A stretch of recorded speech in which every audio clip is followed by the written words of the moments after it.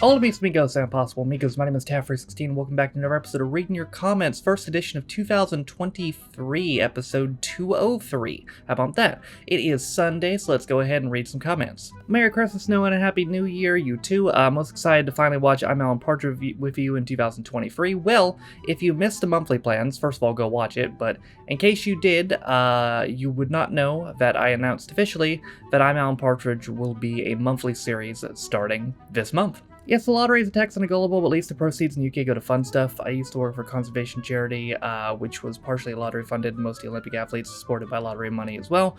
In Atlanta, we only got one gold medal and ranked 36 for the last 4 Olympiads. We averaged 24 golds and always ranked in the top 4. I don't know what that last sentence has to do with anything, but I mean, that's nice, but, you know, donating to charity or good causes doesn't make something a good thing.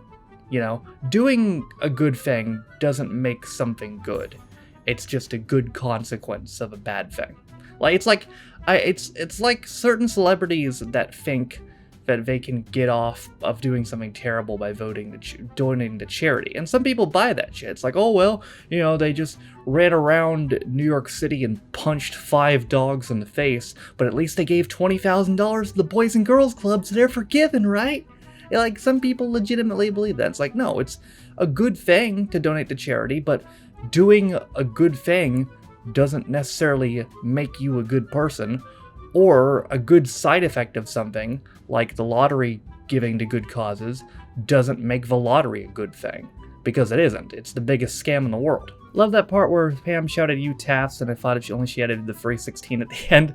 I mean, I know what it means, but there's a small part of me that's like, was she talking to me? I think it was me that made a comment about this being a potential finale. Ruth Jones and James Corden said they were unsure of series 3, so storylines such as Gavin and Stacey being in a happy relationship, Baron and Jason being friends again, and Pam admitting she's not a vegetarian were all kind of wrapped up.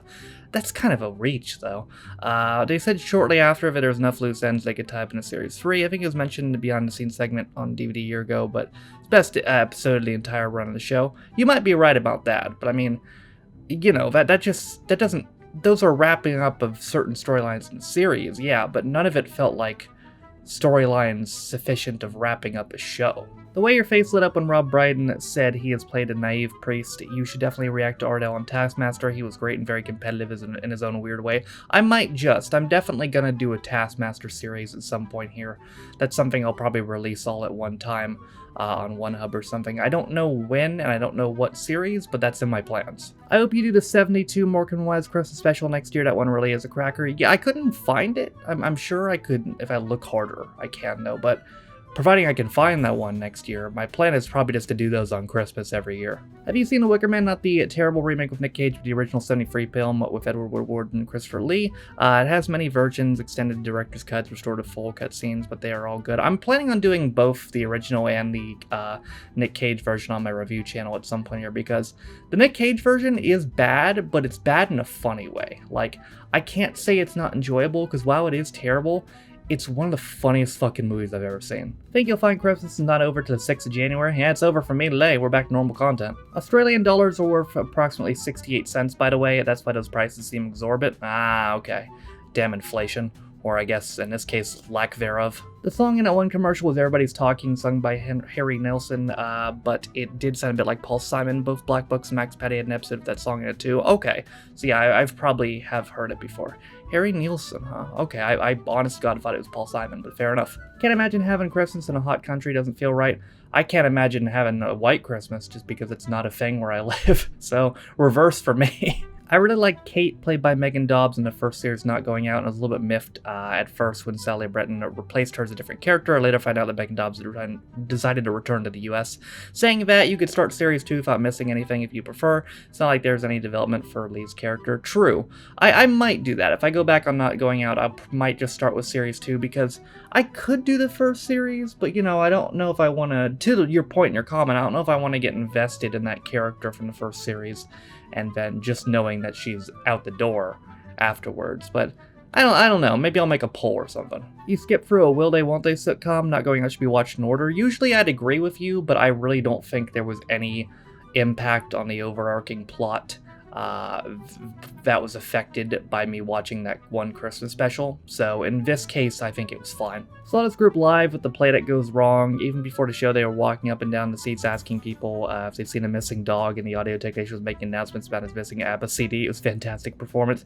I just had a blast with both those, especially the Peter Pan one. And watching it, I can't imagine watching it live. That just sounds like an incredible experience. Feliz Navidad from Mexico. I can't find this anywhere, the Peter Pan thing that is, so you must absolutely do the rest of these so I can see this really funny show. I probably will, and Happy New Year to you. A cab. I don't know why there's a cab, but there is.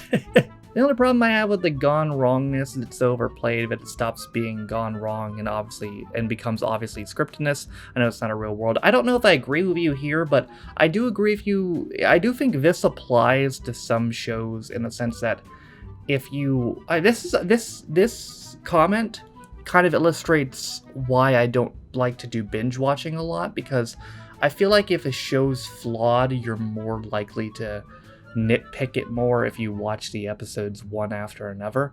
Like, I wonder if maybe that's why I didn't like Torchwood as much. I feel like if I'd done it monthly and I had a chance to breathe on each episode, maybe I wouldn't have hated it as much, as opposed to doing 12 episodes in the span of a couple of weeks, which is how I recorded it. But to be honest, there's a good chance I probably still would have just not liked it. But you get what I mean. Sometimes when you binge watch, you're more susceptible to see the flaws, which can be both good and bad. I love the way Ben's character has developed and outnumbered. He's still a bit hyperactive, but there's no malice in him at all. At the dentist, he had no intention of freaking the other patient out. He's trying to be friendly and approachable. I'm a Labrador owner, by the way. Yeah, that's fair enough. But yeah, I agree, actually, to be honest. I mean, you know, before it just seemed like he was a psychopath, and now he, might still be a psychopath, but he does seem to have good intentions. Whilst Karen stole the show for the first 3 seasons, I think Ben was the best character in season 4. I agree. I think his overall development, as we just discussed, has been very good, and not that Karen has fallen off in any way, but like he definitely got a lot more moments. The hospital scene in Outnumbered was so creepy and sad. That was maybe the most like serious moment I've ever seen from that show. Like probably the darkest moment I've seen from that show. Just, watching Granddad's brain slowly wither away, and them knowing there's nothing they can do about it. It was surprisingly dark for that show. I really like that you're reacting to British comedies, as I am British myself. You've done Outnumbered, Not Going Out, which are 2 of my favorite shows. My favorite of them all is Mrs. Brown's Boys. You really like that. It's so funny. I don't mean to break your heart, but I've done an episode of it before, and I just don't think it's for me. You think Ben was big in his last special? You'd see him in the Outnumbered 2016 Christmas special. I will eventually, and I can't imagine, because he had already, the 2012 special, he was already almost Jake's height. 2016, it's 4 more years. I can only imagine. Flicking for stuff this Christmas, and Mark Heap is everywhere. I post as he's the opening image when I click the one hub link. I think I've only seen him on 2 things in the Christmas month. I think I got him in Outnumbered and obviously Friday Night Dinner, but what else was he on? Was excited for this reaction, but I don't follow links to other sites, so that's a thumbs down.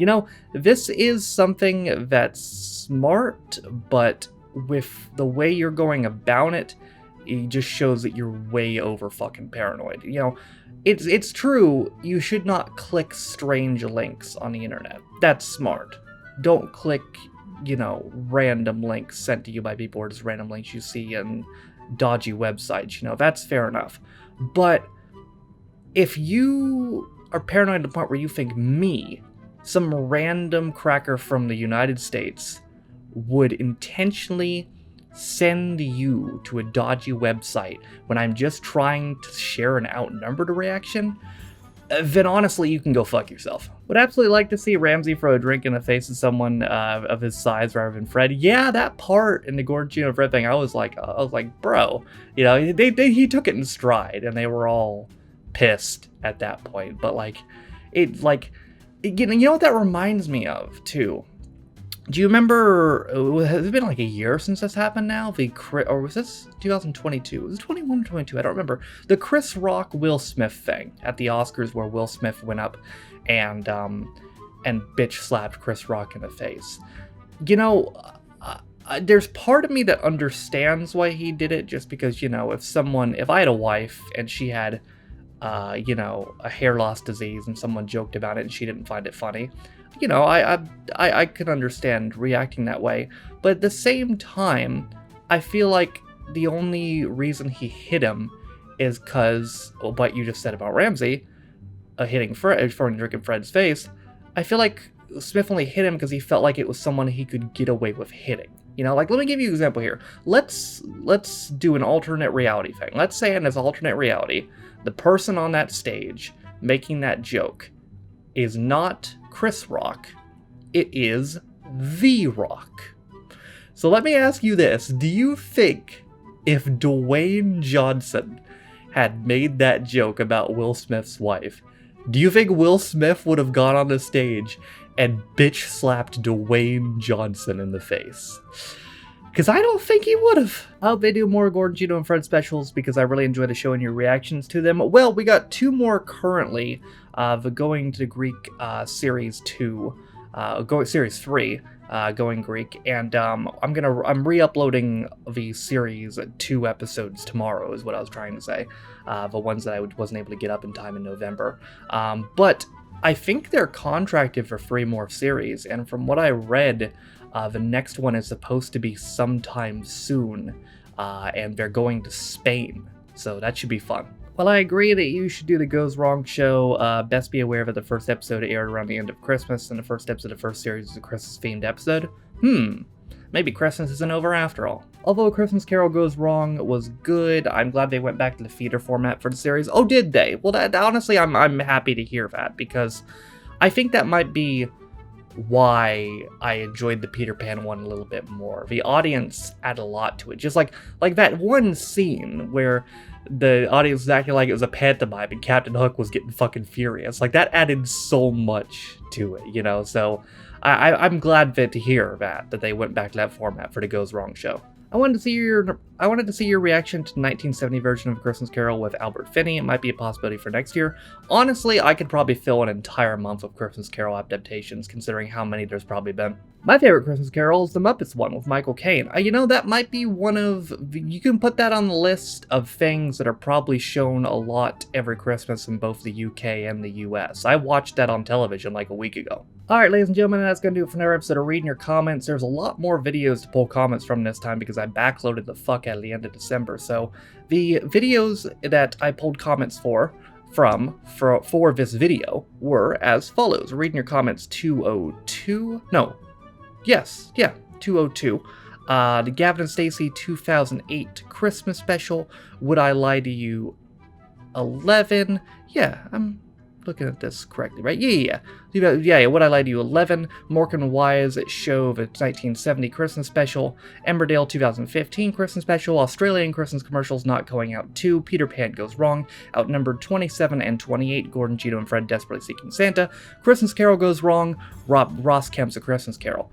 If you want a chance to get your comment read in next week's episode of Reading Your Comments, the videos to comment on are as follows. This video, the reaction videos that were released yesterday, so Late Late Toy Show, Only Fools 19, and Gimme 7. I don't think I'll pull comments from the Gordon, Gino, and Fred videos drop tomorrow just because those are re-uploads, but then also the videos that are dropped on Tuesday, Wednesday, Thursday, Friday. So those are the videos to comment on if you want a chance to get your comment read in next week's episode of Reading Your Comments. But that is going to do it for me today. Thank you guys for watching. If you liked the video, be sure to leave a like. If you didn't like it, don't.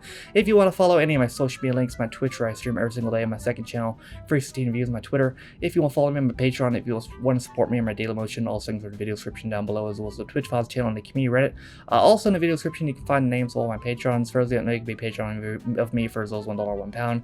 In addition to getting your name in there, you also get access to reaction videos as well as reading your comments up to a day early, sometimes more. For all that being said though, my name is Taffy16. This has been episode 203 of Reading Your Comments. I'll see you guys next time. Bye.